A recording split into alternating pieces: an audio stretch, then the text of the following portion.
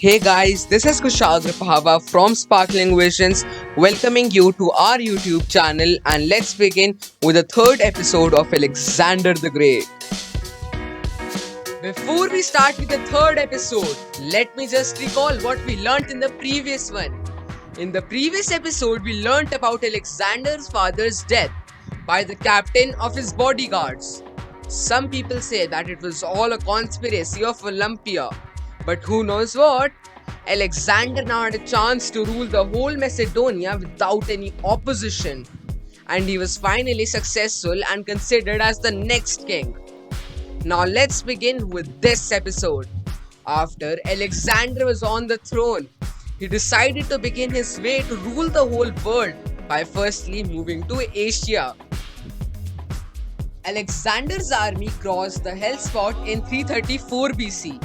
With approximated 48,000 soldiers, 6,100 cavalry, and a fleet of 120 ships, with crews numbering 38,000.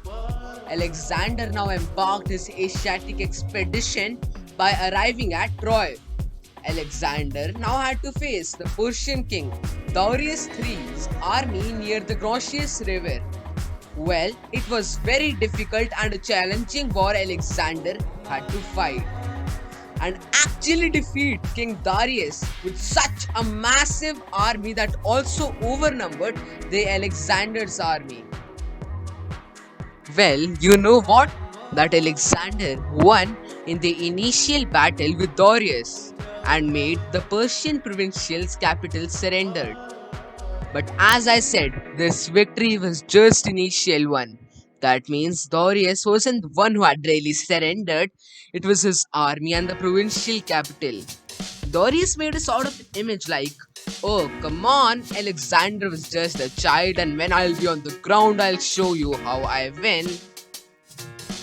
Well, in summer 333 BC, the troops of Alexander and Darius once again went engaged in a battle. As I told you earlier that Darius hadn't really surrendered. So they were now engaged in the battle of Issus. Now things go interesting as Alexander declares himself the king of Persia, defeating Darius. But still, Darius doesn't lose his hope even after losing continuously. Okay, so we'll just get on the topic of Darius in some time. And for now, let's discuss Alexander's agenda to rule the whole Egypt. But what do you think? Would Egypt like to mess with Alexander because they had already seen the massive destruction made by him in Persia? Egypt almost partially surrendered to Alexander. In 333 BC, he created the city of Alexandria, designed as a hub of Greek culture and commerce. Okay, so let's come back to the topic of Darius. So later that year, there was again one more battle known as the Battle of Gaugamela, and again defeating the Persians, and Darius was also involved in the battle. Now Alexander becomes the king of Babylon, king of Asia, and the king of the four quarters of the world.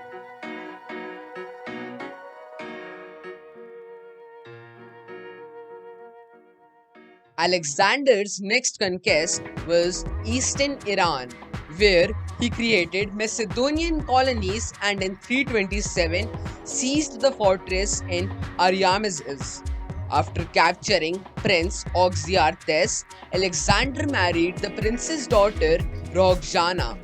Well, to conquer the eastern Iran wasn't that difficult task as compared to that of whole India, or to be said as the whole Bharat.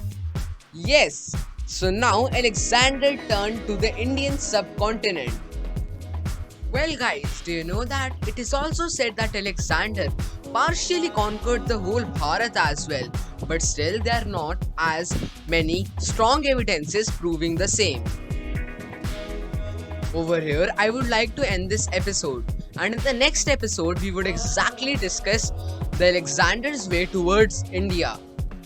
Well, thank you for watching my video, and if you did like, then give it a thumbs up, and also watch all my previous episodes, as well as you can also watch the series of Trojan War. And if you do like them, then please subscribe to my YouTube channel.